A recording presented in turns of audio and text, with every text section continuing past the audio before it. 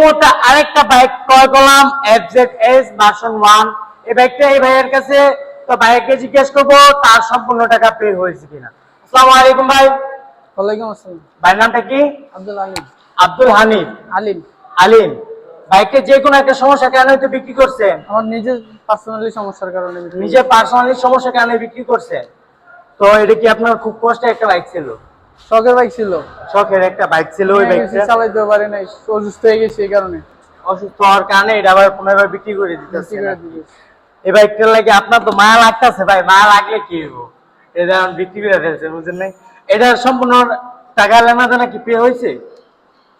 এই যে আমার বন্ধু বুঝে নিতেছে। সম্পূর্ণ টাকা বুঝা নিতেছে কিন্তু ভাই ওইখান থেকে। ওটা ঠিক আছে ভাই, সম্পূর্ণ টাকা ঠিক আছে।